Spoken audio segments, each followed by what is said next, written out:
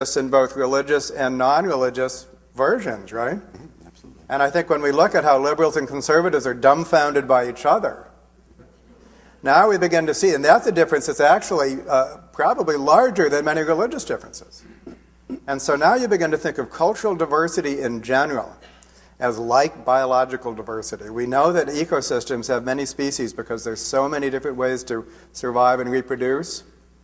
Now start thinking of cultural diversity that way. And not just religious cultural diversity, but all forms of cultural diversity. Mm-hmm. That is a functional approach to, it's functional plus more. I mean, part of evolution is historical, right? Mm-hmm. So species might be different purely because they have different histories with all sorts of path dependence, and you can't get there from here, and all the complexity that's associated with the non-adaptive side, the historical phylogenetic side of biological evolution also applies to cultural evolution. Mm-hmm. So think of cultural diversity as like biological diversity. Think of us as like a ecosystem.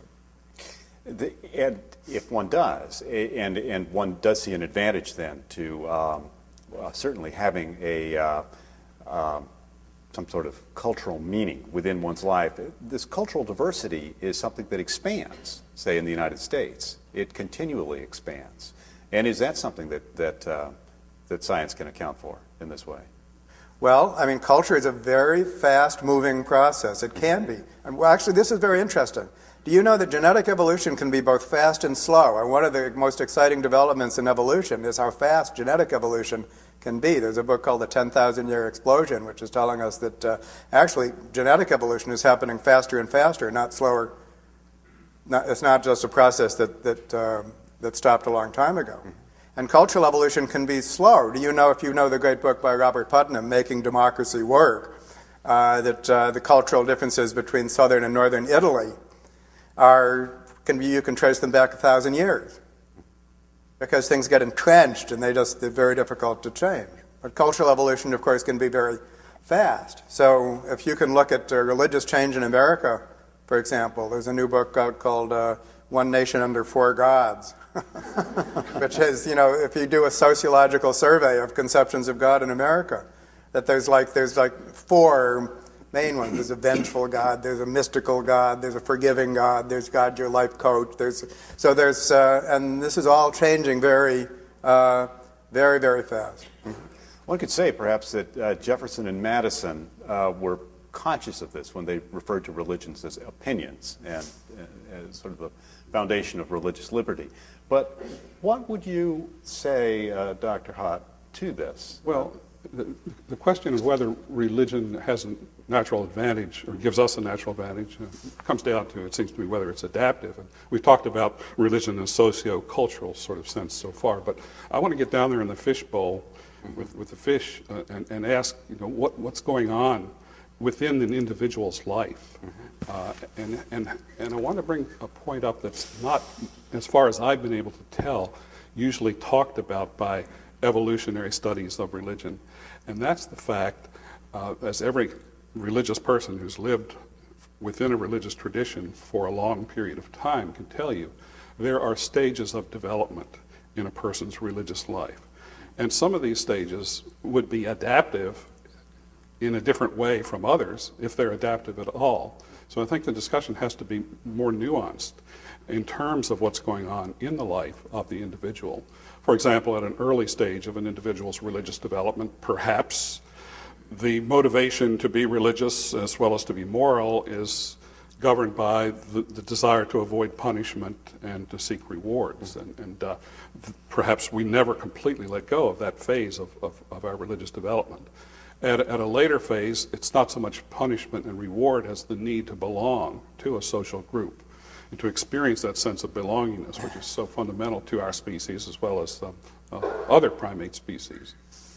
But occasionally a person, maybe rarely, but maybe more than we think is true, will go beyond both of those stages and will reach a point in his or her religious development where punishment and reward has absolutely nothing to do with their religious life, nor does the need to belong so much as the need to be carried away into this ultimate dimension that I mentioned earlier. I think, for example, of Jesus' statement that my bread, my meat is to do the will of my Father, in other words, to conform his life so fully to what he considered to be ultimate reality that it takes precedence over anything else. And it can even make you very non-adaptive, as we see in his case. So you could still make social arguments from kin selection and inclusive fitness and so forth, but that's not a violation of the evolutionary principles. But you wonder after a while, in light of what I said earlier about different layers of explanation, just how illuminating evolutionary explanations of religion are. I'm not denying that they're not, but I'm still looking to see just how illuminating are they. I mean, I can ask a physicist, for example, why was it so beautiful, the weather in New York yesterday and today? And the physicist would answer, well, it's ultimately the laws of thermodynamics.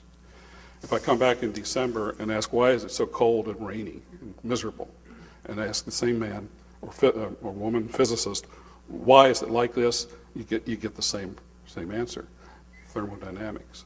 So if adaptation or natural selection is always going to be the answer to every question we have about why do we do religion, why is this group religious, why is that group religious, then I have to wonder just how illuminating evolutionary understandings of religion are.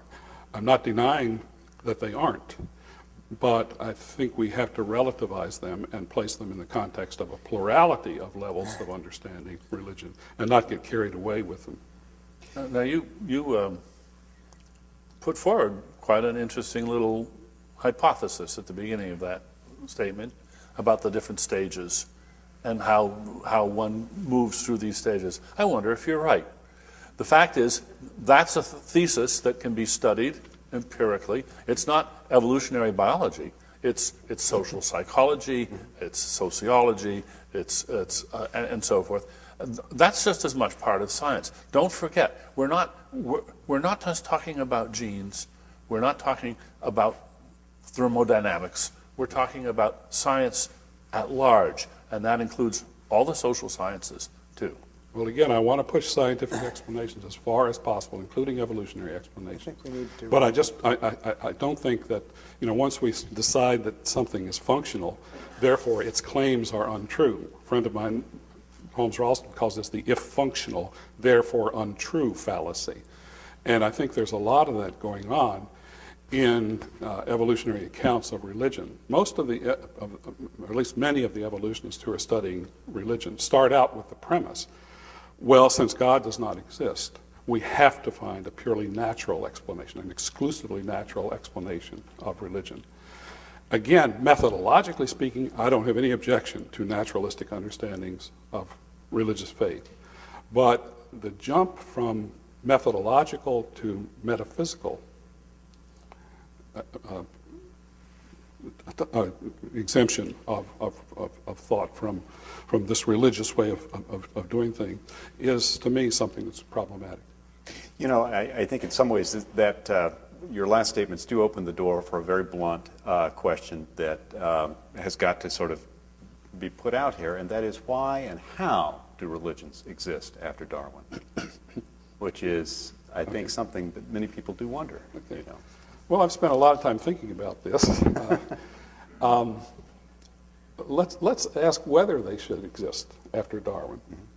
I think the biggest reason why people have problems religiously, theologically, with the Darwinian picture of things is that it has three ingredients that don't correspond exactly to the ones you mentioned earlier, which are problematic to those who think of God primarily as a designer.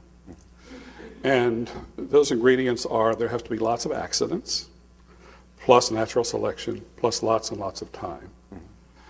And to people who believe in divine providence, the Darwinian recipe, at least at first, seems to be very, very problematic, because there are accidents not only in the origin of life, but accidents in the variations and mutations that provide the raw material for evolution, accidents in natural history, such as the asteroid that impacted the Yucatan Peninsula, wiping out the dinosaurs, apparently making room for mammalian development, then primates, and then eventually us. Why, if there is a providential deity in charge of things, is there so much undirected happening in the cosmos? Why isn't there more evidence, would be the question.